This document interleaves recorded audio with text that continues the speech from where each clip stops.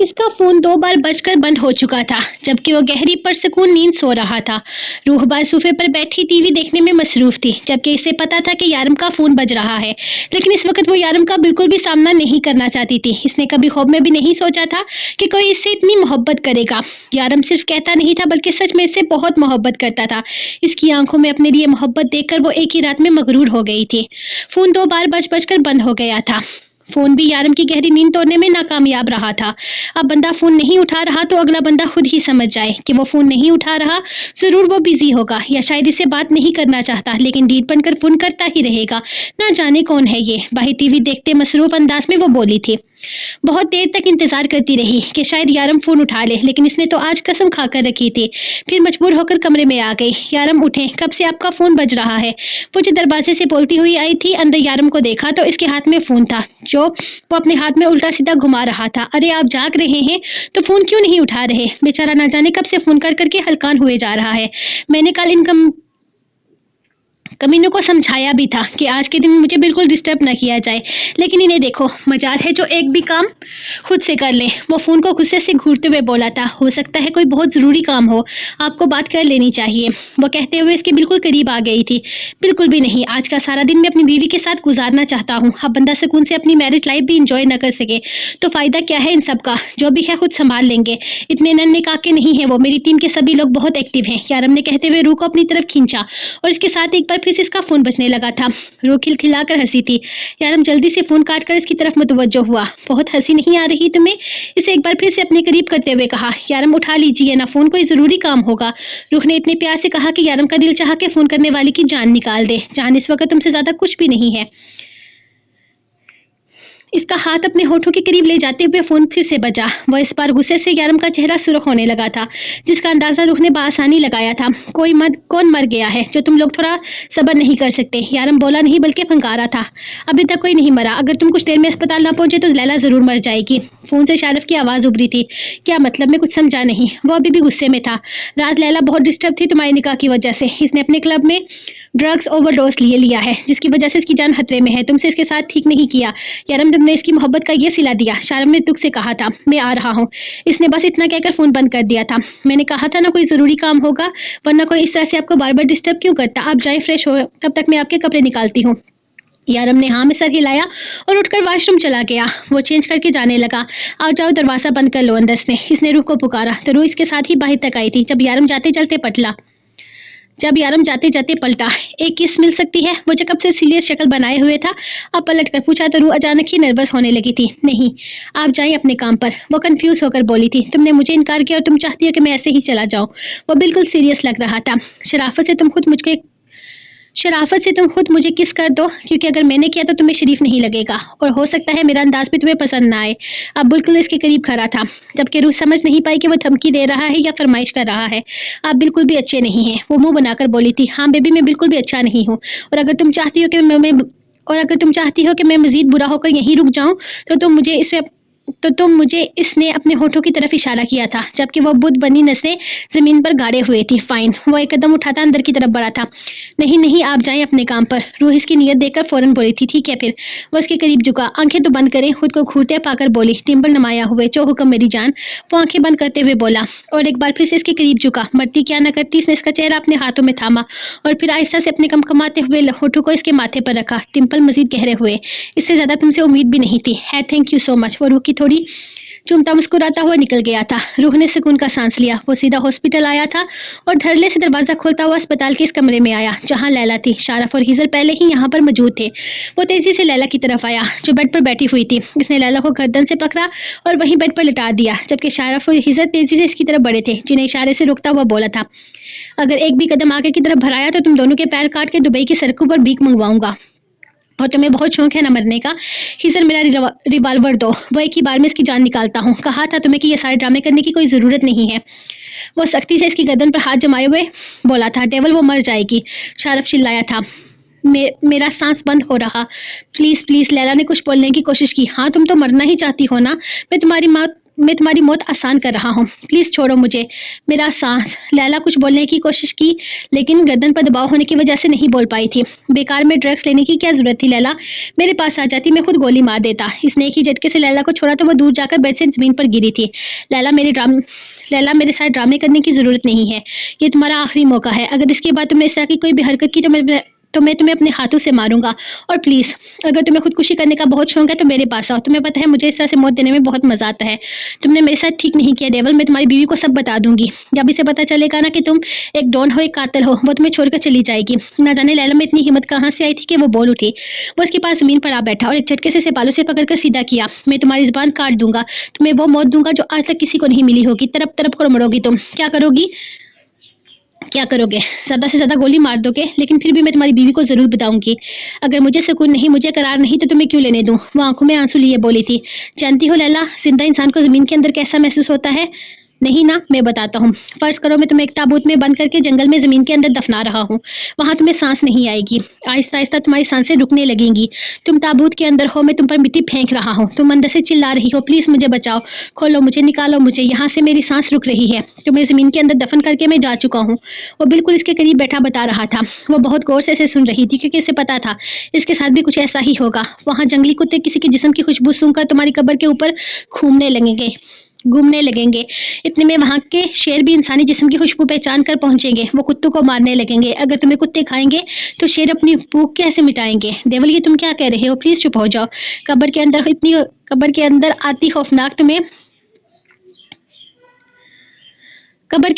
आती खौफनाक चीजें तुम्हें मजीद खौफजदा कर देंगी। लैला ने अपने हाथ कानों पर रखने चाहे, लेकिन इससे पहले ही यारम ने इसके हाथ थाम लिए। वो इंसानी जिस्म की खुशबू पहचान के गुर्राने लगेंगे। पूरा जंगल जंगली जानवरों की खौफनाक आवाज़ों से गूंजने लगेगा। कब्र के अंदर तुम्हारी सांसें रुक रही होंगी। तुम खुद भी अपनी सांसों की आवाज़ नहीं सुनना चाहोगी। कहीं वो जंगली जानवर तुम्हारी आवाज़ सुनकर तुम्हें ज़मीन से निकाल कर चीर फाड़ न दे। फिर ज़मीन के अंदर की मखलूक, कीड़े मकोड़े, सांप बिच्छू तुम्हारे जिस्म पर रेंगने। प्लीज़ बस कर दो डेवल, लैला ने रोते हुए कहा था। तुम्हें खुद भी समझ नहीं आएगा कि ताबूत के अंदर वो कहाँ से तुम्हारे जिस्म पर पहुंचे। बस बस प्लीज, मुझे कुछ मत बताओ। मुझे किसी को कुछ भी नहीं बताऊंगी। मैं किसी को कुछ भी नहीं कहूंगी। बस तुम्हारी बीवी को कुछ नहीं बताऊंगी। अपने ऊपर रेंगते जानवरों को महसूस करके वो चिल्लाई थी। अगले ही लम्हे यारम ने इसका मुंह अपने हाथ में दबोचा। अगर तुमने रूह को मुझसे दूर करने के बारे में सोचा भी ना, तो मैं तुम्हारी मौत को इस तरह से सोचूंगा कि तुम्हें इन सपोर्टर्स की आने वाली 1000 नस्लें कांप उठेंगी। इसने सामने खड़े हिजर और शारफ की तरफ इशारा किया था। मुझे ब्लैकमेल करना इतना भी आसान नहीं है लैला। इसने एक झटके से लैला को पीछे की तरफ छोड़ा था। इस सीने में दिल सिर्फ रूह के लिए धड़कता है, बाकी दुनिया के लिए मैं वही डेवल हूँ जिसके हाथ आज तक नहीं कांपे। जबकि बाहर बेंच पर बैठी मासूमा बुरी तरह से कांप रही थी। डेवल, मैं इस सब में शामिल नहीं हूँ। मुझे नहीं पता लैला ने ये सारा ड्रामा क्यों किया। मुझे बस इसके अस्पताल आने के बारे में पता चला तो मैं यहाँ आया।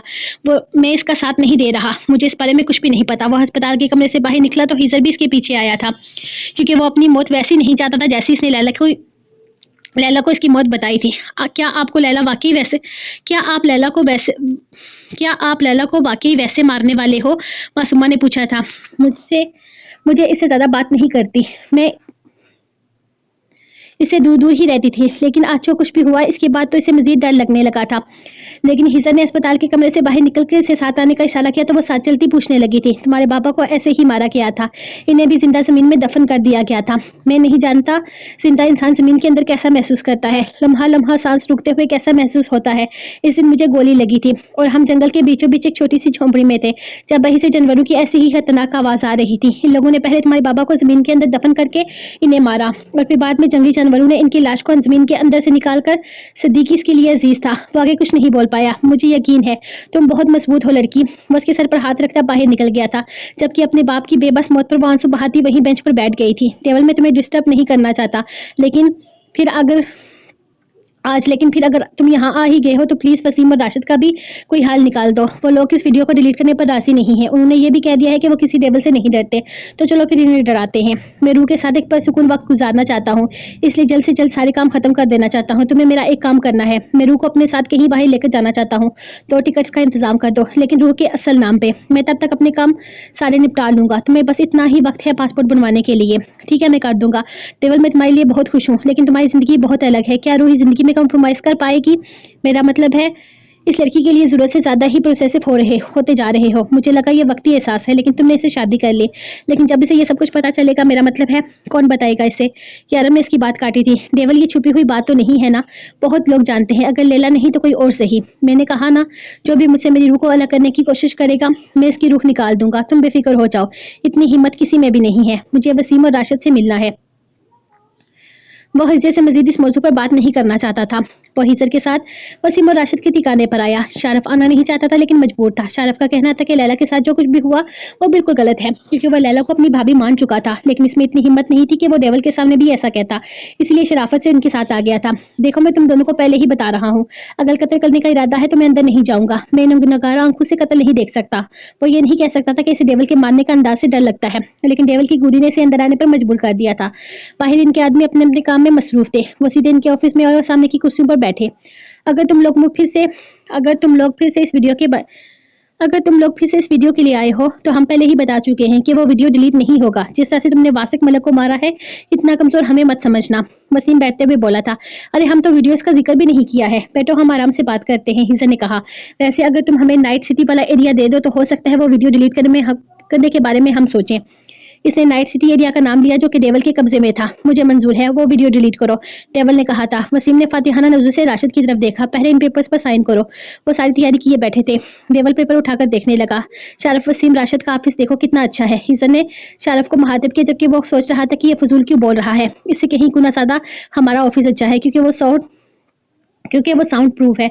शारफ ने जितलाना जरूरी समझा था। इनका ऑफिस शारफ ने खुद डिजाइन करवाया था, और इस मामले में वो बिल्कुल औरतों जैसा था। वो अपनी चीज को नंबर 1 समझता था। हमारा ऑफिस भी साउंड प्रूफ है, राशिद ने एक स्टाइल में कहा था। थैंक यू सो मच, बस इतना ही जानना था। इसके साथ ही फिरती से टांग घुमाते शारफ ने एक किक से राशिद को जमीन पर गिराया, जबकि दूसरे को हिस्सा संभाल चुका था। डेवल, ये धोखा, तुम हमारे साथ ऐसे नहीं कर सकते। राशिद चिल्लाया था। छोड़ो इन सब बातों को, मैं तुमसे सिर्फ एक बार पूछूंगा, क्या तुम लोग वीडियो डिलीट करना चाहोगे? और अगर तुम्हारा जवाब अब भी नहीं है तो इसके बाद मैं कुछ नहीं पूछूंगा, सिर्फ अपना काम करूंगा। डेवल इनके सामने बैठता हुआ बोला था। नहीं, वो वीडियो हरगिज डिलीट नहीं होगा। वसीम चिल्लाया। ओके फाइन, अब मैं नहीं पूछूंगा। तुम वो डिलीट करके दो भी, अगर तुम वो डिलीट कर भी दोगे तो भी नहीं। डेवल ने अपनी जेब से एक ब्लेड का पैकेट निकाला, जिसे देखकर शारफ का मुंह बन गया था। यार नहीं, हम वो एसिड क्यों लाए थे? शारफ ने कहा। किस तरह से मरना पसंद करोगे वसीम? तुम्हारे पास 2 ऑप्शन है। डेवल ने इसके सामने दोनों चीजों की तरफ इशारा किया था। हाँ, तुम्हें क्या लगता है मैं इनसे डर जाऊंगा? मुझे पता है तुम मुझे नहीं मारोगे। अगर तुम मुझे मार दोगे तो वो वीडियो तो डिलीट कैसे करवाओगे? वसीम हंसा था। इसकी हंसी ने जलती पर टेम का काम किया। डेवल ने इसका जबड़ा पकड़ा और तेजाब की शीशी इसके मुंह में उड़ेल दी। मुझे सीरियस मौजू पे हंसने वालों से लोग सहल लगते हैं। वो इतनी जोर से दहा रहा था कि साथ खड़ा राशिद कम कमाने लगा, जबकि वसीम के चेहरे पर छाले फूटने लगे थे। इसकी सारी नसें गल चुकी थी। शारफ से मजीद बर्दाश्त ना हुआ। इसे अबकाइयां आना शुरू हो चुकी थी। वह राशिद को वहां से बाहर की तरफ भागा था। हाँ राशिद, तुम्हारे पास भी 2 ऑप्शन है, तुम किस तरह से मरना चाहोगे? इसने वही 2 चीजें अब इसके सामने रखी थी। राशिद ने बेबसी से हिजर की तरफ देखा, जो कह रहा था कि तेजाब से मरो, क्योंकि ब्लेड से बहुत ज्यादा दर्द होगा। इसने राशिद का जबड़ा पकड़ा। जब इसका फोन बजने लगा, फोन पर चमकमाता नाम देकर इसके गाल पर डिंपल नुमाया हुए थे। सारा गुस्सा जाग की तरह बैठ गया। इसने इशारे से हिजर को राशिद का मुंह बंद करने को कहा था, और खुद गहरा सांस लेकर फोन अटेंड किया। हाँ जान, बहुत मिस कर रही हो मुझे, लहजे में दुनिया जहां की मोहब्बत समोकर बोला। मिस नहीं कर रही, बस पूछ रही हूँ क्या बनाऊं? रूह शर्माते हुए बोली थी। कुछ मत बनाओ, मैं बस थोड़ी देर में आता हूँ, हम साथ बाहर लंच करेंगे, तब तक तुम तैयार हो जाओ। अगले 15 मिनट में मैं तुम्हारे पास हूँगा। ठीक है, जल्दी आइएगा। ओके जान, मैं बस अभी पहुंचा। फोन बंद करके जेब में रखते ही गाल पर डिंपल गायब हो चुके थे। एहसान मानो मेरी बीवी का, जिसने तुम्हें जीने के लिए 2 पल और दे दिए। आप बताओ किस तरह से मरना पसंद करोगे? डेवल, मैं वो वीडियो डिलीट करूंगा। प्लीज मुझे मत मारो, मुझे बख्श दो। वो रोते हुए इसके पैरों में गिरा था। हिजर, मैं इस तरह के केसेस में ब्लेड इस्तेमाल करता हूँ। वो बख्शने के मूड में ना था। नहीं डेवल, मुझे माफ कर दो, मैं सब कुछ डिलीट करवा दूंगा। वो रोते हुए बोल रहा था। तुम्हें इस शख्स का वास्ता जिसे तुम सबसे ज्यादा चाहते हो, तुम्हें तुम्हारे अपनों का वास्ता, खुदा के लिए मेरे बच्चे हैं, वो यतीम हो जाएंगे, मुझे माफ कर दो, सब कुछ ठीक कर दूंगा। हिजर से डिटेल लेकर सब कुछ डिलीट करवा दो, बस इतना कहकर वो बाहर निकल गया था, जबकि हिजर परेशान हो चुका था, क्योंकि ऐसा पहली बार हुआ था कि कोई मौत के मुंह से बच गया हो। डेवल की अदालत में ये लोग अक्सर मौत के घाट उतारे जाते थे। वो कब से बाहर खड़ा हॉर्न बजा रहा था, और रूह को फोन पहले ही वो अपने आने की खबर दे चुका था, लेकिन वो अभी तक तैयार नहीं थी, और यारम को इंतजार करने की आदत न थी। वो तेजी से भागती हुई बिल्डिंग से नीचे आई और आकर इसके साथ गाड़ी में बैठी थी। रूह, ये क्या तरीका है? मैं कब से तुम्हारा यहाँ खड़े इंतजार कर रहा था, और तुम हो के और तुम आराम से तैयार हो रही हो। मैं तैयार हो रही थी, अब तैयार होने में वक्त तो लग ही जाता है ना। रूह ने मुंह बनाकर इसकी डांट सुनी। बिल्कुल भी नहीं रूह, तुम्हें इस वक्त की कदर नहीं है। तुम्हें वक्त की कदर करनी चाहिए। तुम्हें पता है इस थोड़ी देर में कितने काम निपटा सकता था मैं। और तुम इतने वक्त से ऊपर क्या कर रही थी? मैं तुम्हें वहां से फोन करके बता चुका था कि मैं घर आ रहा हूँ। और तुम कौन से वो फैशनेबल लड़कियों की तरह मेकअप करती हो? फिर तुम्हें इतना वक्त क्यों लगा? यारम एक एक सेकंड का हिसाब मांग रहा था। आपने देखा नहीं, लेकिन मैंने मेकअप किया है। रूह मुंह बनाकर बोली थी। हाँ बिल्कुल, मुझे नजर आ रहा है। तुम्हारी आंखों में काजल है और लबों पर लाइट पिंक कलर की लिपस्टिक है। लेकिन मोहतरमा, इसे मेकअप कोई नहीं कहता। क्या मतलब? क्यों नहीं कहता? मैंने इतनी मेहनत से लगाया है। अब मैं मारी आपी की तरह प्रोफेशनल तो नहीं हूं ना। आपको पता है मेरी आपी इतना अच्छा मेकअप करती है, उन्होंने पूरा कोर्स किया हुआ है। पूरा बंदा बदल देती हैं। रूह ने खुशी से चहकते हुए बताया। आज से ज्यादा इसे कभी मारिया की इस कोर्स की खुशी ना हुई थी। ओ प्लीज यार, मैं तुम्हारा मारिया नामा नहीं सुनना चाहता। तुमने मुझे इतना इंतजार करवाया, इसकी तुम्हें सजा मिलेगी। यारम सीरियस अंदाज में बोला था। सजा? आप मुझे सजा देंगे? रूह को सदमा हुआ था। और नहीं तो क्या, सजा तो तुम्हें जरूर मिलेगी, ताकि आइंदा तुम ये गलती बिल्कुल ना करो। यारम ने झुककर उसके लब्बों पर अपने होंठ रखे। रूह का चेहरा पल में सुर्खी झलकने लगा था। हम गाड़ी में हैं, रूह ने याद दिलाना जरूरी समझा था। हाँ, इसीलिए इतनी कम सजा दी है। अगर घर में होते तो सोचो तुम्हारा क्या हाल होता। आप बिल्कुल भी अच्छे नहीं हैं। रूह ने मुंह बनाकर कहा, जबकि नजरें मिलाना और मुश्किल हो चुका था। हाँ, मैं बिल्कुल भी अच्छा नहीं हूँ, और घर वापस आने के बाद मुझसे अच्छा होने की उम्मीद भी मत करना। इसने तहे दिल से इसका लगाया इल्जाम कबूल किया था। वो इससे पहले शॉपिंग मॉल लेकर आया। उसके साथ इसकी जिसामत के हिसाब से कपड़े लेने लगा। अरे मेरे पास इतने सारे कपड़े हैं और कपड़ों की जरूरत नहीं। आप क्यों बेकार में अपने पैसे बर्बाद कर रहे हैं? रुको, बेकार में इतना कुछ सब कुछ खरीदना आज बिल्कुल भी अच्छा नहीं लग रहा था। बेबी, तुम पे खर्च करने से मेरे पैसे बर्बाद नहीं होते। तुम्हारे लिए तो कमाता हूँ, मेरा सब कुछ तुम्हारा है। इसकी गाल पर चुटकी काटते हुए बोला था। फिर शॉपिंग में मसरूफ हो गया। इसने बहुत कुछ अपनी पसंद कर लिया। इस बैग का मैं क्या करूंगी? मैं नहीं उठाती ये पर्स वगैरह। मत उठाओ, लेकिन पास होना चाहिए। इसे औरत की शॉपिंग का ज्यादा तजुर्बा ना था। इसके हाथ में जो आ रहा था वो खरीदे जा रहा था। मैं इसे कहीं रखकर भूल जाऊंगी। रूह ने अपना मजाक उड़ाया। हाँ हाँ, ये भी अच्छी बात है। तुम ऐसा करो, तुम मुझे अपने गार्ड रख लो। तुम जहां जाओगी मैं इसे उठाकर पीछे पीछे आऊंगा। यारम, आपको क्या हो गया है? आप पहले ऐसे तो नहीं थे। यारम की इस तरह की बातें रूह को कंफ्यूज कर रही थी। दीवाना हो गया हूँ मैं तुम्हारा साया बनकर रहना चाहता हूँ। उफ, ये शख्स इजहार के मामले में कितना अमीर था। बात बात पर अपने दिल की बात इसे कहता था। रूह, अगर तुमने नाखन खाने ना छोड़े तो मैं तुम्हारा खाना भी पीना बंद कर दूंगा। यारम इससे जब भी कोई दो महीने बात करता वो अपने नाखन खाना शुरू कर देती, जबकि यारम को इसकी आदत से चिढ़ होने लगी थी। मैं नहीं खाती, ये खुद ही मुंह में आ जाते हैं। वो मासूमियत से बोली। हाँ बिल्कुल, तुम्हारे नाखनों की तो टांगे है ना, जो अपने आप चलकर तुम्हारे मुंह तक आ जाती हैं। आज के बाद तुम्हारे हाथ तुम्हारे मुंह में देखा ना तो तुम्हारा हाथ काट दूंगा। धमकी देता इसका हाथ पकड़कर आगे चल दिया था। आप मेरे हाथ काट देंगे? रूह आंखें टपटपाती हुई बोली थी। यारम ने घूर कर देखा। मतलब अगर आप मेरे हाथ काट देंगे तो मैं खाऊंगी कैसे? काम कैसे करूंगी? खाना कैसे बनाऊंगी?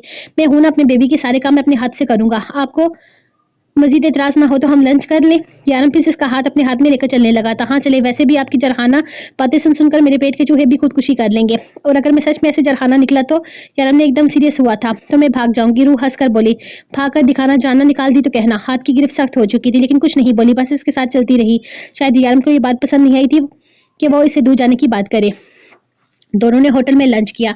यारम ने इसकी पसंद की डिश मंगवाई थी। वो आराम से खाना खा रहा था, इसकी तरफ देख भी नहीं रहा था, इसे मुकम्मल नजरअंदाज कर चुका था। यारम, आप नाराज हैं? रूह जो कब से नोट कर रही थी कि वैसे बात नहीं करा, पूछने लगी। हाँ, वो मुख्तसर सा जवाब देकर खाने में मसरूफ हो चुका था। सॉरी यारम, मैं आइंदा ऐसी बात नहीं करूंगी। आप प्लीज मुझसे नाराज ना हो। रूह ने इसके हाथ पर अपना हाथ रखा। ठीक है, मुझे अपने हाथ से खाना खिलाओ। यारम ने अपना हाथ इसके हाथ से निकालते हुए कहा था। रूह ने एक नजर पूरे होटल में डाली जो लोगों से भरा हुआ था। यारम यहाँ सबके सामने वो आंखें निकाल कर इसे देखने लगी। क्यों, बीवी हो मेरी, सबके सामने खुलम खुला क्या प्रॉब्लम है? आप घर चले, मैं आपको अपने हाथों से खिलाऊंगी। रूह ने हार मांगते हुए कहा था। यहाँ क्यों नहीं? अगर मुझे राजी करना चाहती हो तो यहीं सबके सामने मुझे अपने हाथों से खाना खिलाओ। यारम प्लीज ऐसे मत करें। रूह ने मिन्नत करते हुए कहा था। ठीक है, तुम मुझे नाराज ही रहने दो। यारम ने नाराजगी से चेहरा फेरा, जबकि डिंपल साफ शरारत की गवाही दे रहे थे। लेकिन रूह को होश ही कहाँ था डिंपल का। वो बस इसकी नाराजगी का सोचकर परेशान हो रही थी। थोड़ी देर के बाद इसने हार मान ली और अपने हाथ से थोड़ी देर के बाद आखिर इसने हार मान ली और अपने हाथ से नमाला बनाकर इसकी तरफ किया, जो यारम ने मुस्कुराते हुए खाया था। लेकिन इसकी शक्ल देखकर से मजीद शरारत सूझने लगी थी। बेबी, क्या कर रही हो यार? लोग देख रहे हैं, वो शरारत से बोला। रूह ने घूर कर इसकी तरफ देखा। वो इसकी बात मान रही थी और अभी मजीद नखरे दिखा रहा था। आप बिल्कुल भी अच्छे नहीं है, रूह ने मुंह बनाकर कहा तो यारम का कहका बुलंद हुआ। रूह के सामने पहली बार यारम इतना खुलकर हंसा था। मगर तुम बहुत अच्छी हो। इसने प्यार से इसका गाल छुआ था। आपके डिंपल्स भी बिल्कुल भी प्यारे नहीं हैं। आप मुस्कुराते हुए बिल्कुल अच्छे नहीं लगते। रूह ने मजीद मुंह बनाकर कहा था। और मेरे बारे में जो बोलना है बोल लो, लेकिन मेरे डिंपल्स के बारे में कुछ भी मत बोलना। मेरी बीवी मरती है इन पर। यारम ने आंख दबाते हुए कहा।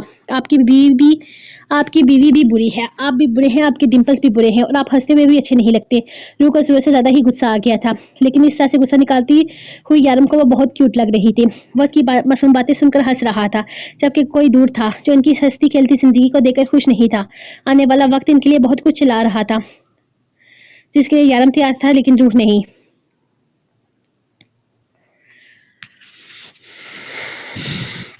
शारफ अभी-अभी ऑफिस आया था। देखा तो लैला बैठकर रो रही थी। इसे हँसी भी आ रही थी और वो लैला के लिए परेशान भी था, क्योंकि लैला की हालत देखकर इसे पता नहीं क्यों मज़ा आ रहा था। ठीक है, लैला देवल से प्यार करती थी, बल्कि करती है, लेकिन देवल ने तो उसे कभी नहीं कहा था कि वो इसके लिए ऐसे जज़्बात रखे। ये इसकी खुद साख्ता मोहब्बत थी। लैला क्यों रो-रो कर खुद को हलकान कर रही हो? बस कर दो, अपने आगे-पीछे देखो। यहाँ बहुत लोग हैं मोहब्बत के काबिल। तुमने एक ही इंसान से दिल लगाकर रोने बैठ गई हो। मुझे देखो, मैं तो हर इस इंसान से मोहब्बत करता हूँ जो मुझसे मोहब्बत करता है, और जो मुझे एक बार ठुकरा दे, मैंने दोबारा इसकी तरफ कभी मुड़कर भी नहीं देखा। शरफ ने अपनी मिसाल दी। अक्सर लड़कियां इसे अपने पास बुलाती थी और वो खुशी-खुशी सबके पास चला जाता था। और जो लड़की इसकी तरफ से मुँह फेर लेती, वो इसकी तरफ देखता तक नहीं था। 25 साल का ये लड़का ना सिर्फ बहुत ज़्यादा खूबसूरत था, बल्कि बहुत शौक तबीयत रखता था। लेकिन ये बात लैला के लिए कोई अहमियत नहीं रखती थी, क्योंकि वो शारफ की तरह वक्ती मोहब्बत नहीं करती थी। वो डेवल को दिलो जान से चाहती थी, लेकिन डेवल ने इसकी जगह किसी और को दे दी। इसका दिल चाहता था कि वो रूह को जाकर सब कुछ बता दे, लेकिन जिस तरह से डेवल ने इसकी मौत का नक्शा खींचा था, वो ये सोचकर भी काम जाती। अच्छा यार, रोना बंद करो। मैं बहुत दिनों से बोर हो रहा हूँ, मुझे कोई चैलेंज दो। वो इसकी बातों में लगाने लगा। शारफ अक्सर जब बोर होता तो लैला और हिजर इसे ऐसे चैलेंज देते जिन्हें हर हाल में करते हुए वो अपनी बोरियत दूर करता था। तुम्हें चैलेंज पूरा करना है ना? मैं तुम्हें चैलेंज देती हूँ। तुम्हें डेवल के फ्लैट में जाना होगा और वो भी डेवल को बताए बगैर, वो भी अकेले, और उसके घर जाकर इसकी बीवी को बताओगे कि लैला यानी कि मैं इसकी बीवी से कहीं दर्जे ज़्यादा खूबसूरत और अच्छी हूँ। दिमाग खराब हो गया है तुम्हारा? डेवल मेरी जान निकाल देगा। शरफ अच्छा खासा बौखला गया था। क्यों, तुम्हें चैलेंज चाहिए था? मैंने तुम्हें चैलेंज दे दिया। अब तुम डेवल को बताए बगैर इसके घर जाओगे। इसके बाद जब मैं बताऊंगी कि तुम इस घर में हो, तो वो तुम्हारी बोरियत बहुत अच्छे तरीके से दूर करेगा। लैला जो कब से इसकी बातें सुन रही थी, अपनी टेंशन भुलाकर इसे चैलेंज देने लगी। शारफ का हमेशा से एक रिकॉर्ड था, वो जो भी चैलेंज लेता इसे पूरा करता, चाहे किसी भी कीमत पर। और अब तो लैला को इसने खुद कहकर ये चैलेंज लिया था। इसे तो अब ये चैलेंज किसी भी हाल में पूरा करना ही था। वो अपना सारा काम निपटाकर अपने रूम में रेस्ट करने आई थी। यारम ने इसके लिए नौकर का इंतजाम करने के लिए कहा था, लेकिन इसने साफ इनकार कर दिया। इसके आने से पहले भी यारम सारे काम खुद ही करता था। ऐसे तो वैसे भी काम करने की आदत थी। अगर ये सारे काम करने के लिए भी कोई नौकर आता तो इसने के लिए करने को कुछ भी नहीं बचता। और घर में काम ही कितना था, सारा काम निपटाकर वैसे भी वो कितनी ही देर फारग बैठी रहती। अभी वो सारा काम खत्म करके अपने कमरे में आई थी, जब दरवाजा बजा। टाइम देखा तो दोपहर का 1 बज रहा था। यारम का तो अभी फोन आया था, वो अपने ऑफिस में काम कर रहे हैं, तो फिर कौन हो सकता है दरवाजे पर? यारम ने इस तरह से किसी के लिए भी दरवाज़ा खोलने से मना करके रखा था। रूह दरवाजे के करीब आकर पूछने लगी, कौन है? तो बाहर से शारफ बोला था। अरे शारफ भाई, रूह खुशदिली से इसे खुशामदीद कहने लगी।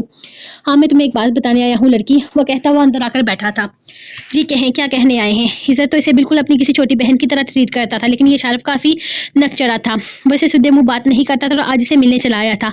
हाँ, मैं तुम्हें ये बताने आया हूँ कि लैला तुमसे बहुत अच्छी है, तुमसे ज़्यादा खूबसूरत है। इसने जल्दी-जल्दी चैलेंज खत्म करके यहाँ से निकलना था। ये तो मुझे भी पता है, वो मुझसे ज़्यादा खूबसूरत है। अच्छे का तो नहीं कह सकती, मैं इनके पास ज़्यादा देर तो नहीं रही, लेकिन आप कह रहे हैं तो मान लेती हूँ। रूह ने मुस्कुराते हुए कहा था, देखो लड़की, ये सारी मीठी-मीठी बातें ना तुम सिर्फ अपने भाई के सामने किया करो, मेरे सामने नहीं। आज फिर इसे अचानक ही याद आ गया था कि डेविल इसके भाई जैसा है, या फिर शायद इसे ये बताना चाहता था कि डेविल की ज़िंदगी में इसकी बहुत अहमियत है। आप बैठे, मैं आपके लिए चाय बनाकर लाती हूँ। खाना खाया आपने? रूह पूछने लगी। नहीं, अभी नहीं खाया, अभी जाकर खाऊंगा। हाँ, चाय ले आओ तुम। इसे कहाँ डेवल इनके घर में कभी कब खाने पीने को कुछ नसीब हुआ था जो उम्मीद रखता। हाँ, लेकिन जब से ये लड़की आई थी, इसके हाथ का मज़े मज़े का खाना दूसरे तीसरे दिन नसीब हो जाता था। लेकिन फिर नखरा दिखाना भी ज़रूरी था। आखिर लैला का दोस्त था और इसे लैला का देवर बनना था। इसका दिल भी तो कहता था कि लैला इससे अच्छी और इससे ज़्यादा खूबसूरत है। ये बात अलग थी कि वो ये बताने के लिए कभी यहाँ ना आता। रुख मुस्कुराते हुए इसके लिए खाना लेकर आई थी। आप आराम से खाना खाएं, फिर मैं आपको चाय बनाकर दूंगी। खाली पेट चाय नहीं पीते। शारफ को इस वक्त बहुत भूख लगी थी। इसने सारे नखरे एक तरफ रखकर खाना खाने लगा। अब यारम को पता लगने से पहले इसे कुछ ना कुछ खाने को तो नसीब हो ही चुका था, वरना क्या पता यारम की सजा के तौर पर इसे कैद खाने में डाल देता। शारफ में बचपना था, वो छोटे होने की वजह से अक्सर गलतियां कर जाता, जिसकी सजा के तौर पर डेवल इसे कैद खाने में डालता और वहां इसे पतली दाल और रोटी के साथ खाना खाने को मिलता था। और और सामने रखी किचन कढ़ाई से पतली दाल रोटी से तो अच्छी ही लगी थी, बल्कि बहुत मज़े की भी थी। तुम मेरी शक्ल देखना बंद करो, जाओ मेरे लिए चाय बनाओ, इसने ऑर्डर दिया, जैसे सामने रूह नहीं बल्कि कोई वेट्रेस खड़ी हो। चलो यारम की आज तक दी हुई सज़ा का बदला वो रूह से ले रहा था। ये बात अलग थी कि अगर यारम को इसके बारे में पता चल जाता तो वह इसे उल्टा लटकाने में एक सेकंड न लगाता। अच्छी लैला है, खूबसूरत लैला है, और चाय लेकर मैं आऊँ। रूह जो कब से इसके नखरे बर्दाश्त कर रही थी, इसके सामने आकर बैठ गई थी। वो तो चाय की उम्मीद लिए बैठा था, अचानक से घूरने लगा। तुम भी अच्छी हो, चाय तो दे ही सकती हो, शारफ ने मसूमियत से कहा था। वो चाय का आशिक था और चाय के लिए तो वो कुछ भी कर सकता था। मैं भी अच्छी हूँ या मैं ही अच्छी हूँ? वो दोनों हाथ सीने पर बांधे इससे पूछ रही थी। चाय के साथ पकौड़े भी मिलेंगे? इसने जांचती नजरों से देखते हुए पूछा था। हाँ जरूर मिलेंगे, तुम लैला से ज्यादा खूबसूरत हो और इससे ज्यादा अच्छी भी हो, शारफ किसी रोबोट की तरह बोला था। रूह की तो हंसी निकल गई थी। और अगर तुम मुझे चैलेंज करोगी तो ये बात लैला के मुंह पर जाकर कहूंगा। मैं आपको ऐसा चैलेंज क्यों दूंगी? रुख ने कंफ्यूज होकर पूछा था। क्योंकि सब मुझे चैलेंज देते हैं जिन्हें मैं पूरा करता हूँ। हमें जिंदगी में ना हर किसी के चैलेंज के लिए तैयार, हर किस्म के चैलेंज के लिए तैयार रहना चाहिए। कोई भी हमें कभी भी कोई भी टास्क दे सकता है। टेबल कहता है हमें हर किसी की सिचुएशन को फेस कर, हर तरह की सिचुएशन को फेस करने के लिए तैयार रहना चाहिए। ये जिंदगी है, इसमें कभी भी कुछ भी हो सकता है। इसीलिए जो मुझे चैलेंज करता है ना, इसका चैलेंज हर कीमत पर पूरा करता हूँ। तो ये बात है। चलें तो फिर मैं आपको चैलेंज दूंगी, ठीक है? इसके लिए तैयार हूँ मैं। लेकिन इससे पहले तुम्हें मुझे एक बात बतानी होगी। मैं चाहूँ या हिजर शारफ को आज पहली बार ये लड़की इतनी बुरी ना लगी थी। शायद आज से पहले वो इसे लैला की नजरों से देखता था। आपसे तो कभी तफसीली बात ही नहीं हुई। हाँ हिजर भाई बहुत अच्छे हैं, इसने दिल से तारीफ की थी। मतलब हिजर मुझसे ज़्यादा अच्छा है, शारफ ने मुंह बनाकर कहा था। पानी पूरी खाती हो तुम? शारफ अपनी फेवरेट लिस्ट में शामिल हुए लोगों को अक्सर अपने पैसों से पानी पूरी खिलाता था। क्या पानी पूरी यहाँ दुबई में? रूह तो खुशी से बेहोश होने वाली थी, जबकि पानी पूरी का नाम सुनकर मुंह में पानी आ गया था। हाँ मैं तुम्हें लाकर दे सकता हूँ, लेकिन इसके लिए तुम्हें मेरा एक काम करना होगा। मैं सब कुछ करूंगी जो आप कहेंगे, रूह ने खुशी से चहकते हुए कहा था। लड़की पहले बात तो सुन लो। शारफ ने इसे हवाओं में उड़ने से पहले ही खींचकर जमीन पर लापटका था। तुम्हें अपने प्यारे लाडले भाई हिजर के लिए बिल्डिंग के छत पर चढ़कर चिल्ला चिल्लाकर 5 बार कहना होगा कि शारफ हिजर से बेहतर है। हिजर एक नंबर का लोफर है, शारफ का कभी मुकाबला नहीं कर सकता। शारफ ने छुपा छुपा कर कहा। इसके बदले में तुम एक नहीं बल्कि 5-5 प्लेट पानी पूरी लाकर दूंगा। और अगर आराम से कहूँ तो 1 प्लेट मिलेगी क्या? रूह ने मासूमियत से पूछा। हाँ प्यारी बहना, क्यों नहीं, लेकिन इसके लिए तुम्हें हिजर के कान में कहना होगा। लेकिन इससे पहले कि वो कुछ कहती, दरवाजा बजा और दोबारा इतने जरहाना अंदाज में बजा के दोनों अपनी जगह से उठकर खड़े हो गए थे। ओ शिट, देवल आ गया, शारफ ने डरते हुए कहा। आपको कैसे यकीन है कि वो होंगे? रूह ने पूछा था। मुझे पता है वही होगा। देखो तुम मुझे बचा लेना, तो मेरी प्यारी बहन होना, प्लीज मुझे शोहर के हाथों से बचा लेना।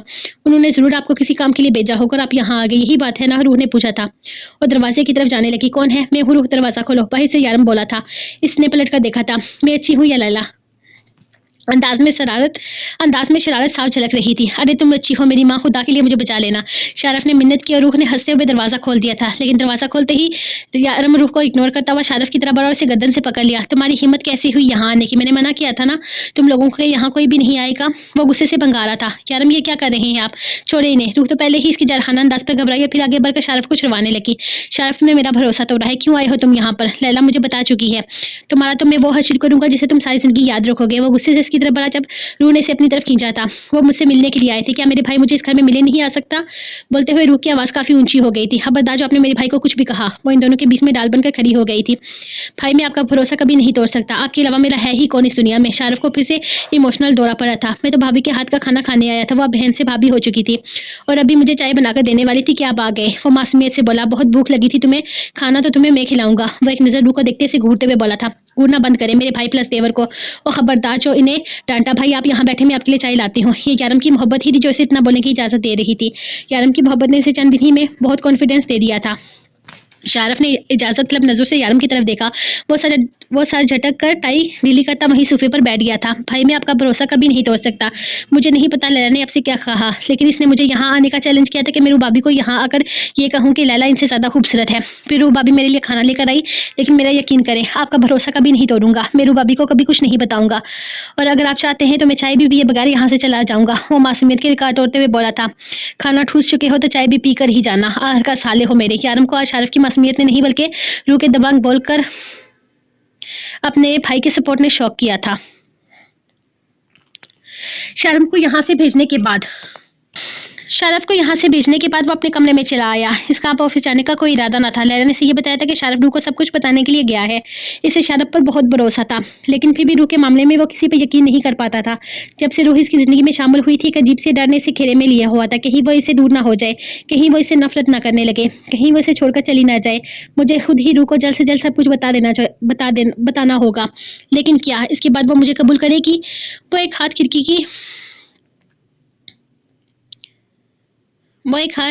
खिड़की पर टिकाए खिड़की से बाहर देखने में मसरूफ था, जब किसी ने पीछे से अपनी बाहों में लिया। रूह का हाथ उसके सीने पर था और इसका सर इसकी बैग पर। आप मुझसे नाराज हैं क्या? वो धीमी आवाज में मरमराई थी। मैं क्यों तुमसे नाराज होऊंगा? यारम ने इसका हाथ थाम कर चूमा था। वो शारफ भाई की वजह से आप से इस तरह से बात की, वो मासूमियत से बोली थी। यारम ने पलटकर इसका सर अपने सीने पर रखा था। तुम ऐसे ही मुझे बिना डरे बिना घबराए बात किया करो, मुझे अच्छा लगेगा। मैंने शारफ को और काम के लिए भेजा था, लेकिन वो यहाँ पर आया और मेरा काम वही का वही पड़ा रहा। यारम ने बात बनाई। कर देंगे ना काम, आपको पता है शारफ भाई मुझे पानी पूरी खिलाएंगे। रुख ने खुश होते हुए बताया। क्या मतलब है इस बात का? तुम शारफ की फेवरेट लिस्ट में शामिल हो चुकी हो। खैर अच्छी बात है। आज सारा दिन क्या क्या किया है तुमने? इस वक्त वो सिर्फ अपने और रूह के बारे में बात करना चाहता था, इसीलिए इससे रोज की रूटीन पूछने लगा। फिर रूह भी अपने सारे दिन की दास्तान सुनाने लगी।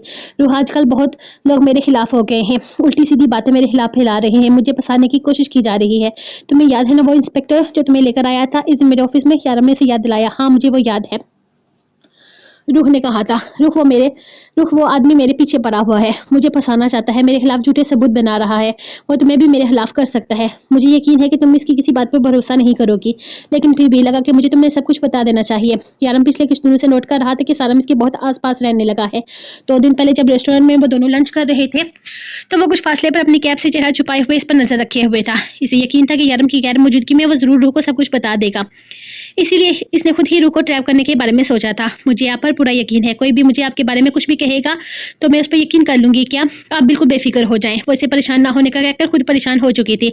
वैसे अगले हफ्ते ही हम हनीमून पर जा रहे हैं, यारम ने इसे आंख मारते हुए कहा था, जबकि रूह इसकी बेबाकी पर सुर्ख हो चुकी थी। यारम आप बिल्कुल भी अच्छे नहीं हैं, वो मुंह बनाकर बोली थी। यारम ने इसका ध्यान बटाना चाहा था जिसमें वो कामयाब हो चुका था।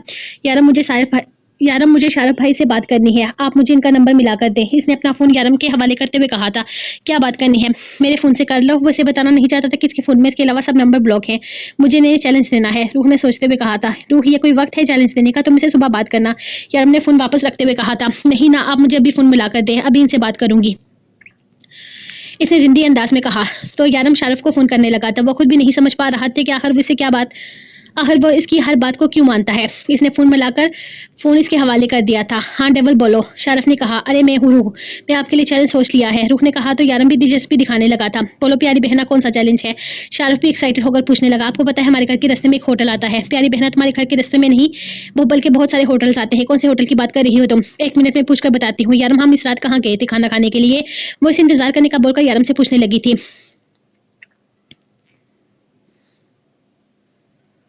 सॉरी, ये होटल का नाम मुझे कुछ समझ नहीं आ रहा।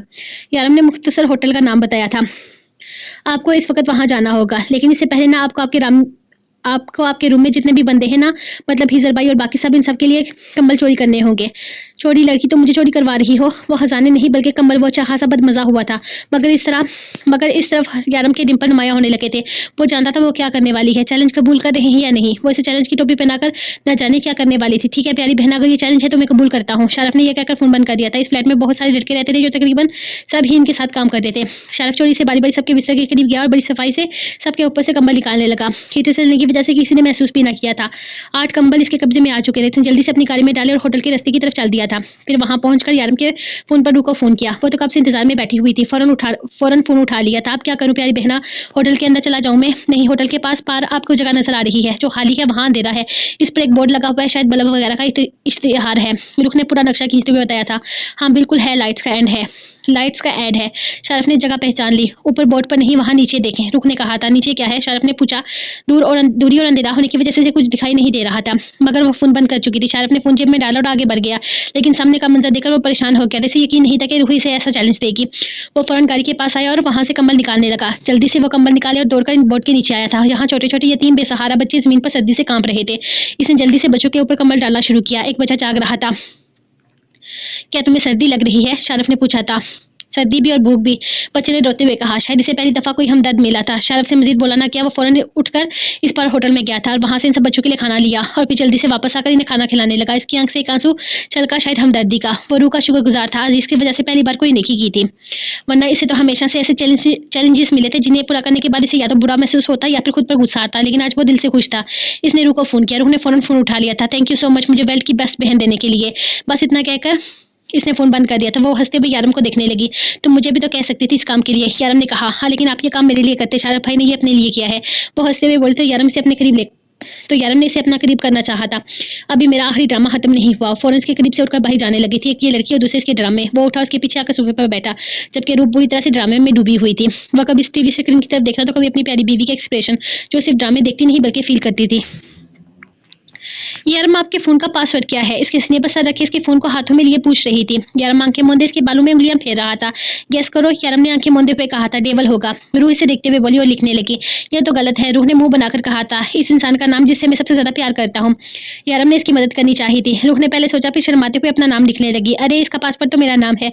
रूह ने शर्माते हुए कहा था, क्या बात कर रही हो, मुझे तो पता ही नहीं था। यारम ने हैरान होते हुए कहा तो रूह हंसने लगी थी। आप बहुत अच्छे हैं, वो खुशी से चहकते हुए बोली। वह इसे इतना प्यार करता था कि अपना पासवर्ड भी इसके नाम पर रखा हुआ था। ऐसे मत कहो, अब फिर तुमसे शर्माओगे, मुझे तुम पर प्यार आएगा और फिर तुम्हें बिल्कुल भी अच्छा नहीं लगने वाला। यारम शरारत से कहता इस पर झुका था। इससे पहले कि वह उसकी बात का मतलब समझकर भाग पाती, वो पकड़ी गई थी। वो सुबह उठा तो रूह इसके करीब ही सो रही थी। जब से इसने रूह को अपनी जिंदगी में शामिल किया था, वो काम पर भी देर से जाता था। यही वजह थी कि सुबह नमाज पढ़कर रूह दोबारा सो जाती। वैसे ऐसे ही सोता छोड़कर फ्रेश होकर बाहर आया था। मिसेज यारम काजमी, आप रोज मेरे लिए नाश्ता बनाती हैं। आज आपका शोहर आपको अपने हाथों से नाश्ता करवाएगा। वो कुछ सोचते हुए इसके लिए नाश्ता बनाने लगा। तभी दरवाजे पर दस्तक हुई। इसने जाकर दरवाजा खोला तो सामने खीजर खड़ा था। मैं यहाँ से जा रहा था, सोचा साथ चलते हैं, वो मुस्कुराते हुए बोला था। यारम ने दरवाजा खोलकर इसे अंदर आने का इशारा किया। रात को एक अजीब वाकया हुआ डेवल, हम सब लड़कियों की कमल चोरी हो गए। मतलब हद है, अब डॉन के गैंग में चोरियां होने लगी हैं। मुझे तो लगता है अपने ही किसी लड़के की शरारत है।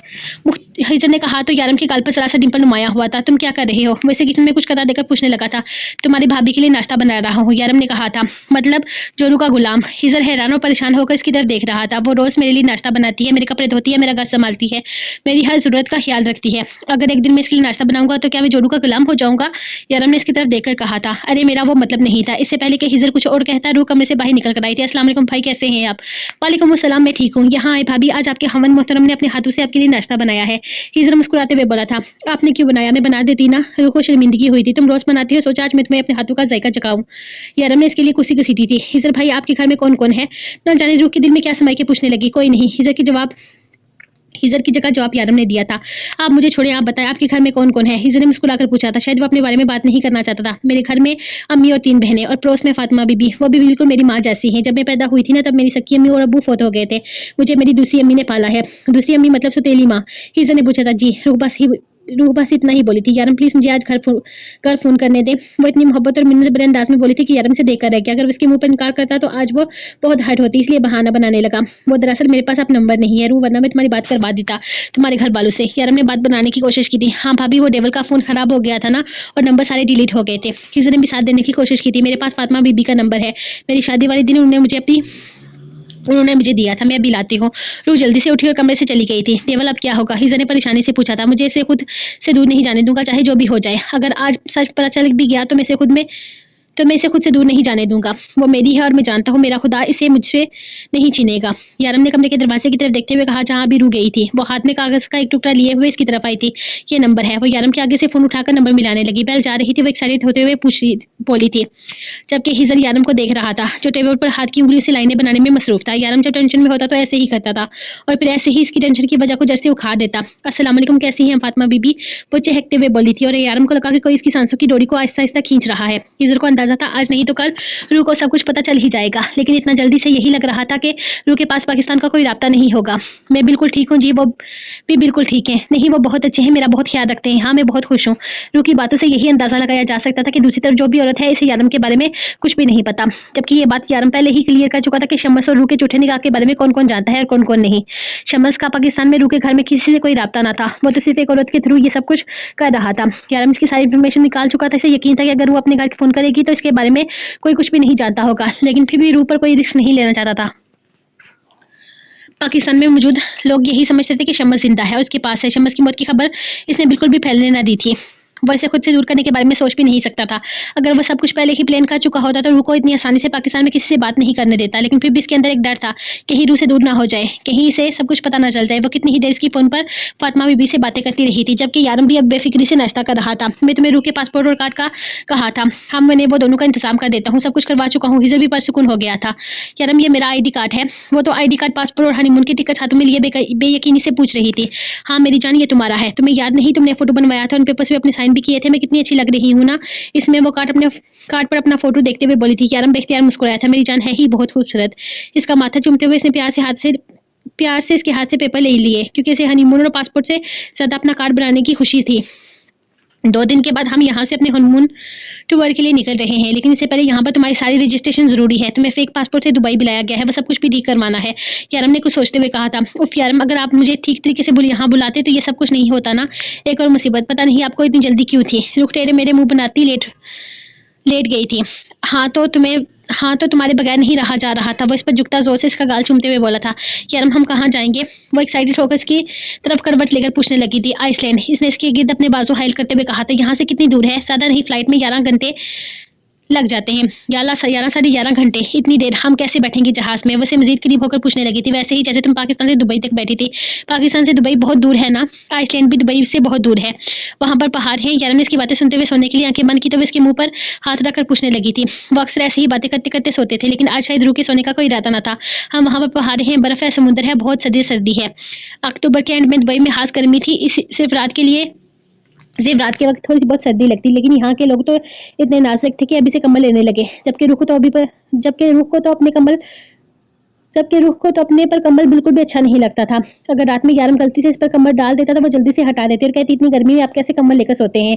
जबकि इस इलाके में समुद्र के करीब होने की वजह से यहाँ काफी ज्यादा ठंड पड़ रही थी। रात ऐसे ही गुजरी। सारी रात यारम इसकी बातें सुनता रहा। मुझे ऐसे आइलैंड में घूमने फिरने की बात कर रही थी। यारम सुनकर हंसने लगा था। वहाँ बहुत सर्दी है मेरी जान। हाँ, जैसे यहाँ आपको बहुत सर्दी लगती है, बिल्कुल वैसे ही ना। मैं पहले ही बता देती हूँ, हम सारी जगहों पर घूमने जाएंगे। खबरदार जो आप वहाँ जाकर बिस्तर में घुसे। वो अभी से इसे धमकियां दे रही थी। जबकि वो सोने लगता, फिर इसे कोई ना कोई बात याद आ जाती। सारी रात सोती जागती कैफियत में गुजर गई, जबकि रूह तो एक सेकंड के लिए भी ना सोई थी। सुबह उठते ही यारम नाश्ता करके अपने काम पर जाने लगा। वो हनीमून पर जाने से पहले सारा काम निपटा देना चाहता था। वो दरवाजे पर रुका इंतजार करने लगा, जो कि किचन में खड़ी बर्तन धो रही थी। रूह यार जल्दी आओ, मुझे काम पे जाना है। इसने पुकारा तो जल्दी जल्दी हाथ साफ करके किचन से बाहर निकली थी। रूह यारम से हाइट में काफी कम थी। यारम को इसके सामने मुकम्मल झुकना पड़ता। यारम इसके सामने झुक और हमेशा की तरह से शर्माते हुए इसके सर पर बोसा दिया था। याद इसके निकाह की रूह से ये आदत इनके निकाह के दिन से बरकरार थी। जबकि यारम को इसकी आदत बहुत प्यारी लगी थी। इसके सर पर प्यार करके वो हमेशा शर्माती और इस प्यारी सी अदा पे यारम के डिंपल नुमाया होते। फिर यारम ने दरवाजा बंद करने का ऑर्डर दिया, जिसे रूह ने तकमील करते हुए फौरन दरवाजा बंद कर दिया था और एक बार फिर से आइसलैंड के बारे में सोचने लगी। कल तकरीबन 1 घंटा फातिमा बीबी से बातें करती रही। इनके घर का नंबर भी मांगा था, लेकिन फातिमा ने कहा कि इन्हें तो कभी नंबर की जरूरत नहीं पड़ी। कल या परसों में इसके घर जाकर इसकी अम्मी का नंबर ले लेंगी।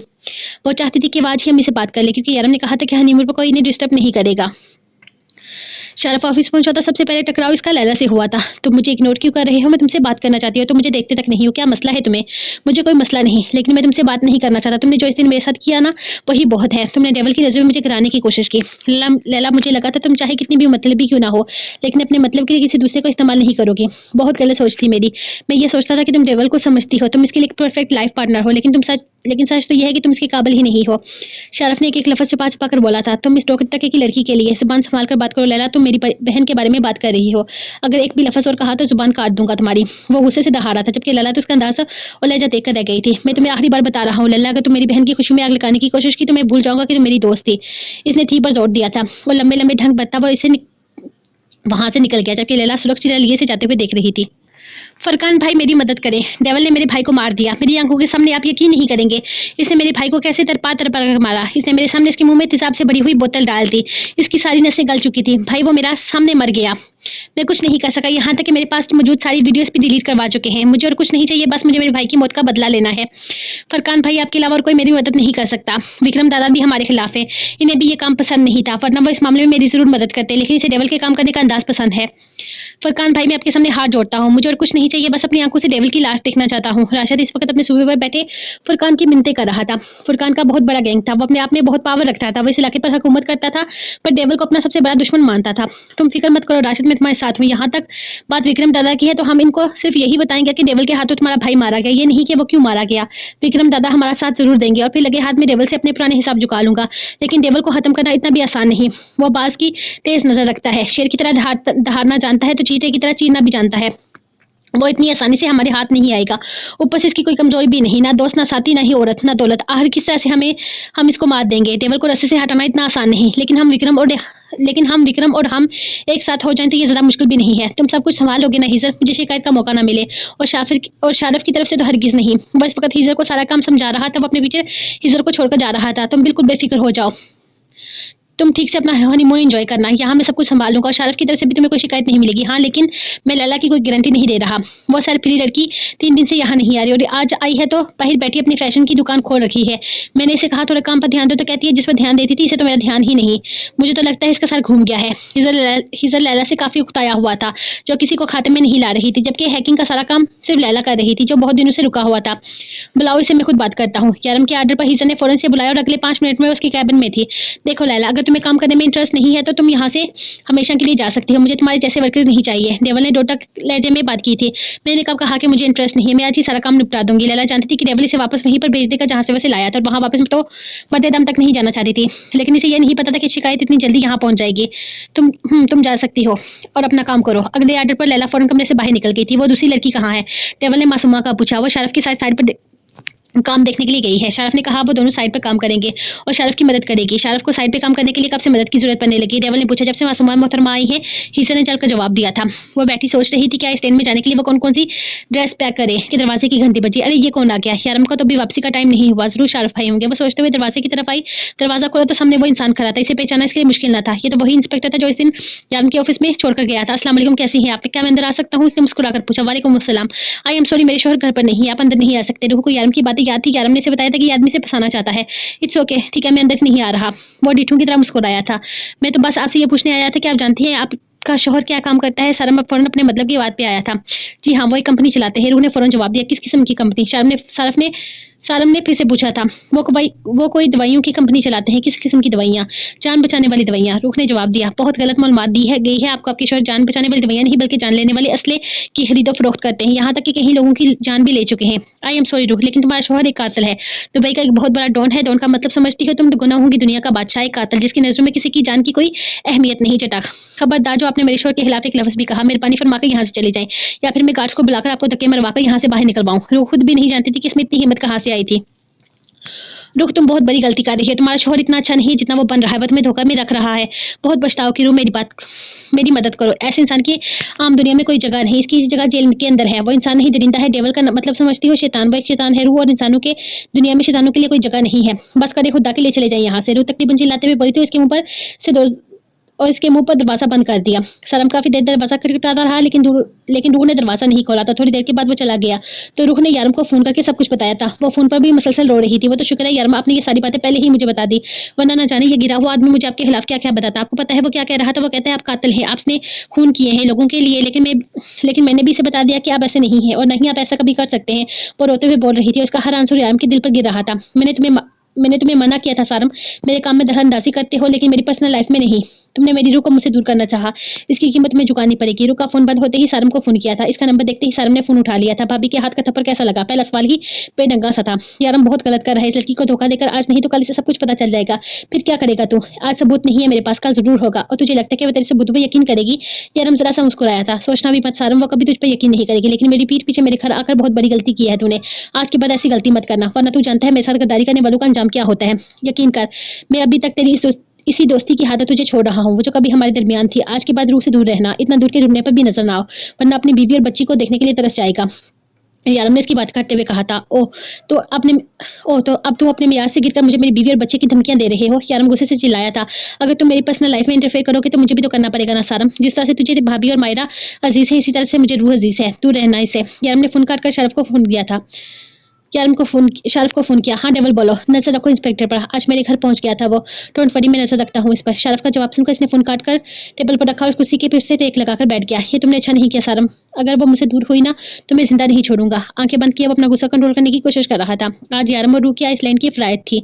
रूह तो जाने के लिए बहुत ज़्यादा एक्साइटेड थी, लेकिन जहाज़ में बैठने में से डर भी लग रहा था। पहले पाकिस्तान से दुबई आते हुए वो कितना डर रही थी, लेकिन तब वो अकेली थी।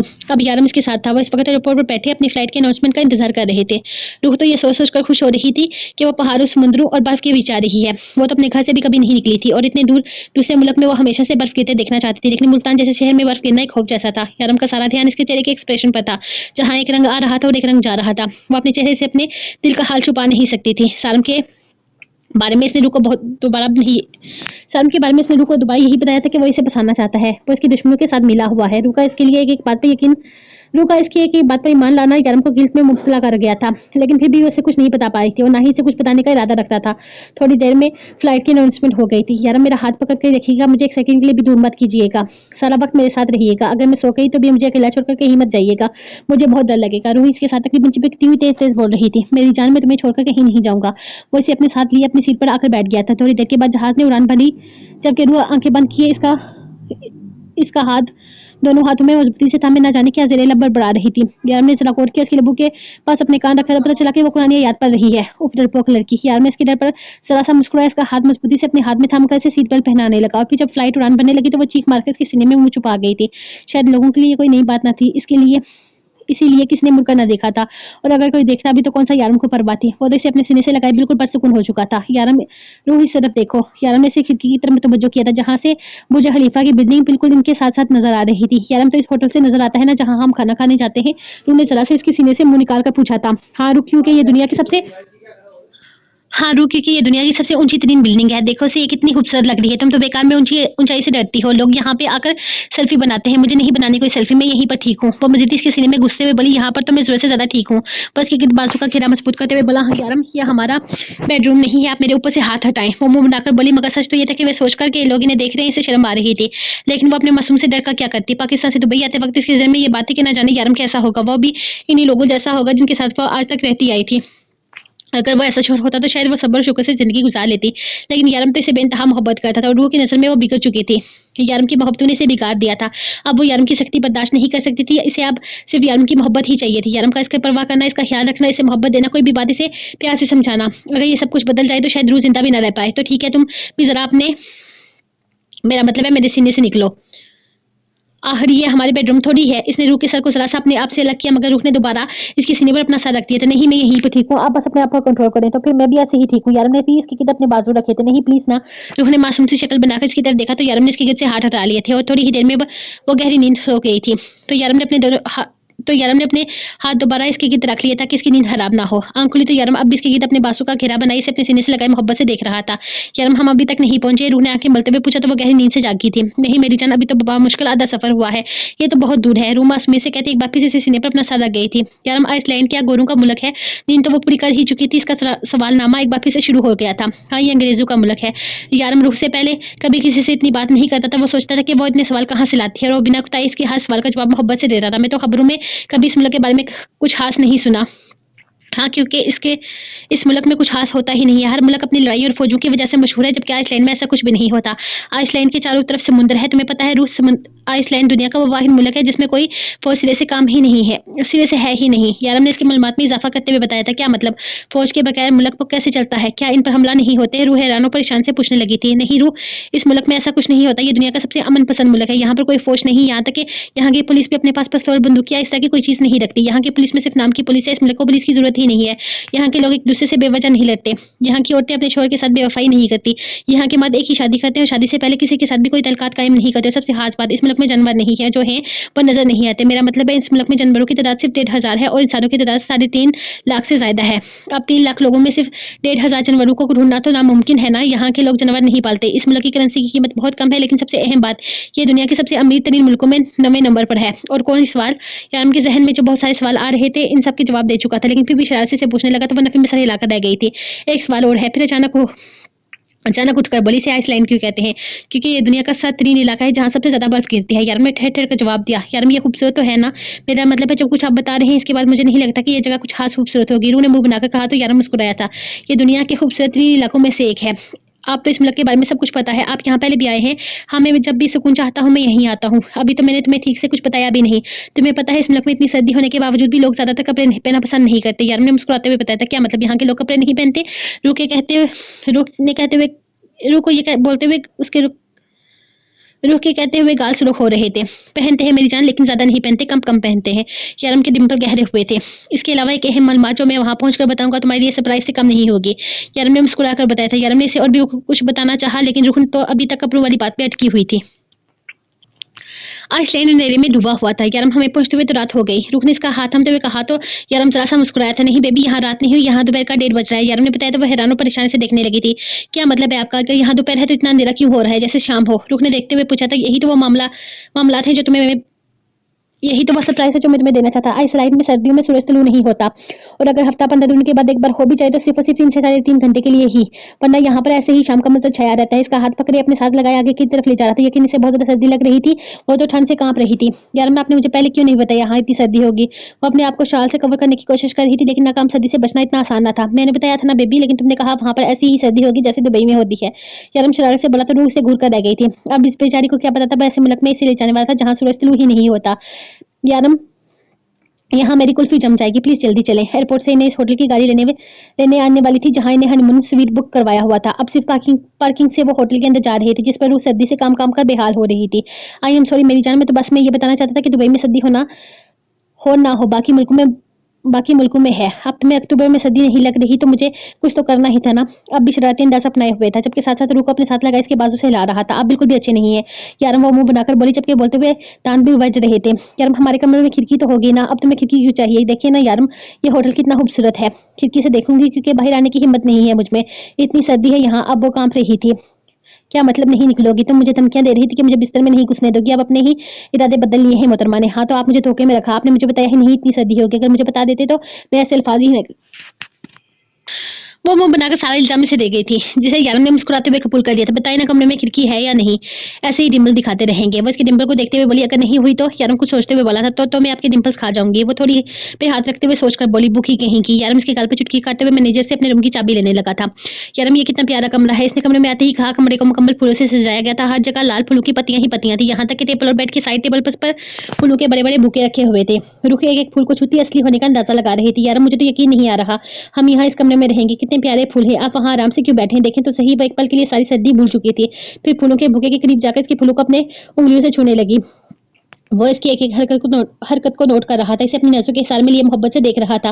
फिर उठा और आहिस्ता आहिस्ता चलता इसके करीब आकर खड़ा हो गया। देखें कितना प्यारा है। वो इसे फूल दिखाते हुए बोली, गुलाब की एक नन्ही सी कली जो अभी खिली हुई थी। यार मैं कभी भी इतने फूल एक साथ नहीं देखे। हमारे घर में इतनी जगह ही नहीं थी कि हम फूल वगैरह लगाएं। ये कितने प्यारे लगते हैं ना एक साथ। और ये वाला देखें कितना प्यारा है। वो अभी भी इस फूल को छू रही थी। हाँ ये प्यारा है, लेकिन मेरी जान से नहीं, ज्यादा नहीं। वो उसका गाल चूमते हुए बोला और अगले ही लम्हे खींचकर इसे अपने करीब कर लिया। वो मैं ये बता रहा था कि इस कमरे में खिड़की नहीं है। यार मैं अपना गाल इसके होठों के करीब करते हुए कहा था। वो ना समझी। वो इसे इंच भर के फासले पर खड़ी देखने लगी। खिड़की ना होने की सूरत में तुम्हें मेरा डिंपल खाना था ना। वो इसके लब्बू को अपने अंगूठे से सहलाते हुए बोला था। यार मैं बहुत थक गई हूँ, मुझे नींद भी बहुत आ रही है और बहुत सर्दी भी लग रही है। इसके इरादे जानकर वो फौरन बोली थी, लेकिन मेरी थकन उतारे बगैर तुम सो नहीं सकते। अगले ही लम्हे से बात करने का मौका दिए बगैर अपने होठ इसके लब्बू पर रख चुका था। उठ जाओ रूह, यार कितना सोना है। फ्लाइट में भी बस सोती रही, अब भी सोई जा रही हो। तुम्हारी ये नींद पूरी होने का नाम नहीं ले रही। मुझे लगता है ये हनीमून हुआ सारा ही तुम्हारी नींद पूरी करने में गुजर जाएगा। उठ जाओ यार। वो मोहब्बत से इसके बाल चेहरे से हटाते हुए बोला, जबकि रूह एक नजर से देखकर दूसरी तरफ करवट लेकर सो गई थी। यार हम दो बार होटल का विजिट कर चुका था। वो दो बार सारे होटल का राउंड लगा चुका था। एक रूह थी जिसकी नींद अभी तक पूरी नहीं हुई थी। कल जब वो लोग यहाँ पहुंचे थे तब यहाँ पर बर्फबारी नहीं हो रही थी, लेकिन सारी रोड बर्फ से भरी हुई थी। रूह ने कहा था कि इसे रूही जैसी ही बर्फ खुद पर गिरते हुए देखने का शौक है, और सुबह से यहाँ पे बर्फबारी हो रही थी और वो अपने बिस्तर में घुसी हुई थी। यारम अपना फोन वहीं छोड़ आया था। इसने कहा था कि इन्हें कोई डिस्टर्ब ना करे। हाँ, लेकिन इसे इस वक़्त ये अंदाज़ा नहीं था कि इन्होंने यहाँ आकर सिर्फ़ अपनी नींद ही पूरी करनी थी। अगर तुम 1 मिनट में ना उठी तो अंजाम की ज़िम्मेदार तुम खुद होगे। इसकी धमकी से वो टेस्ट से मस ना हुई थी। यारम उठकर खिड़की के पास आया जो कि कल फूलों से ढकी होने की वज़ह से रूह को नज़र नहीं आई थी, और इसी का फ़ायदा उठाकर यारम ने कहा था कि इसके कमरे में कोई खिड़की नहीं है, जबकि होटल का ये कमरा ऑलरेडी यारम के नाम पर बुक था। यारम जब भी यहाँ आता तब इसी कमरे में रहता था, रुकता था। वो इस कमरे के चप्पे-चप्पे से वाकिफ़ था। ये कमरा इसकी अपनी मलकियत था जो उसने खरीदा नहीं था बल्कि हथियाया था। होटल का मालिक एक बार दुबई आया था अपना कोई काम करवाने के लिए, जिसके बदले में यारम ने इसके होटल का सबसे पुरसुकून और खूबसूरत कमरा अपने नाम लिखवा लिया था। यारम ने अपना हाथ खिड़की से बाहर निकाला और अगले ही लम्हे इसका हाथ तेज बर्फबारी की वजह से बर्फ से ढकने लगा था। बर्फ के नीचे हाथ में ठंडा हो रहा था। इसने मुड़कर बेड की तरफ देखा, ज़रा सा डिंपल नुमाया हुआ, मेरा मासूम सा बच्चा। बस का रिएक्शन सोचते हुए आहिस्ता कदम उठाता बेड की तरफ बढ़ा था और बस से बड़ा हाथ इसके चेहरे पर उड़ने लगा, लेकिन अगले ही लम्हे से तरस आने लगा था। वो अपने बेबी गर्ल के साथ ऐसा तो नहीं कर सकता था ना। इसने अपने दूसरे हाथ की छोटी सी उंगली जरा सी बर्फ उठाई और आहिस्ता से रूह की छोटी सी नाक पर रखी। वो बिलबिलाकर उठकर बैठी थी, उसके हाथ में बर्फ देकर से घूरने लगी। यारम, ये आप क्या करने वाले थे मेरे साथ? इसने बर्फ से बड़े हुए हाथ की तरफ इशारा किया। वो सदमे से इसे देख रही थी। बेबी, सोचा तो बहुत कुछ था लेकिन कर नहीं पाया। तुम्हारे मासूम चेहरे क्या कि मैं हमेशा बेबस हो जाता हूँ। तुम्हारे मामले में ये दिल बहुत ढीठ होता जा रहा है। मेरी तो कोई बात सुनता ही नहीं है। वो हाथ से बर्फ डस्टबिन में फेंकता हुआ बोला था। आप बिल्कुल भी अच्छे नहीं है यारम। वो सदमे से बोलती हुई एक बार फिर से बिस्तर में घुस गई थी। ये क्या हरकत है रूह? तुम एक बार फिर से सोने लगी हो। इसने रूह के चेहरे से कमल हटाया, लेकिन अफसोस रूह सोने नहीं लगी थी बल्कि सो चुकी थी। या अल्लाह, कौन सी नींदें हैं इसकी जो पूरी नहीं हो रही। यारम सोचता हुआ जैकेट और शूज उतार कर इसे किसी तकिए की तरफ अपनी बाहों में भरकर इसके साथ लेट गया था। नींद तो वैसे भी वो पूरी कर चुका था, लेकिन फिर भी यहाँ रूह के करीब इसका सुकून था। रूह आखिरकार अपनी नींदें पूरी करके उठी तो इसे भूख सताने लगी, जबकि यारम इसके साथ ही आंखें मूंदे लेटा हुआ था। यारम, आप सो रहे हैं या जाग रहे हैं? रूह मासूमियत से इसके चेहरे पर हाथ फेरती पूछने लगी थी, जबकि नींद में होने की वजह से 3 घंटे पहले यारम ने जो जुल्म इस पर किया था वो भूल चुकी थी। जाग रहा हूँ बेबी, वो इसका हाथ अपने हाथों में लेकर चूमते हुए बोला था। तो फिर कुछ करे, मेरे पेट के चूहे खुदकुशी करके हराम मौत मरे। इन्हें कुछ खिलाकर इसकी जान बचा ले। रूह मासूमियत से अपने भूखे चूहों की दास्तान सुना रही थी। नहीं मेरी जान, मैं तुम्हें मासूम चूहों को इस तरह से हराम मौत नहीं मरने दूंगा। तुम जाओ, फ्रेश हो जाओ, मैं ऑर्डर करता हूँ। वो जोर से इसका गाल चूमते हुए उठा और फिर हम बाहर चलेंगे घूमने के लिए। आज की रात में तुम्हारे लिए बहुत स्पेशल सरप्राइज प्लान किया है। वो मुस्कुराकर से बताता हुआ लैंडलाइन फोन उठाने लगा था। यारम, बाहर बहुत सर्दी होगी ना? वो इसे देखते देखते हुए पूछने लगी थी। बेबी, सर्दी जितनी महसूस करोगी इतनी ही लगेगी। तुम इसे महसूस ही मत करो, बस तुम आज रात की सरप्राइज के बारे में सोचो। मैं ये हनीमून हमारा बेस्ट टूर बनाना चाहता हूँ। इसका एक एक पल हम सारी जिंदगी याद रखेंगे। मैं इसे स्पेशल बनाना चाहता हूँ। मैं इसे स्पेशल बनाना चाहता हूँ और मैं जानता हूँ इसे स्पेशल बनाने में तुम मेरी मदद ज़रूर करोगी, है ना? वो इसका चेहरा अपने हाथों में थामे हुए पूछने लगा तो रूह जोश में ज़ोर-ज़ोर से गर्दन हिलाने लगी थी। ये अलग बात थी कि अगर इसे ये पता होता कि यहाँ इतनी सर्दी है तो यहाँ कभी भी नहीं आती।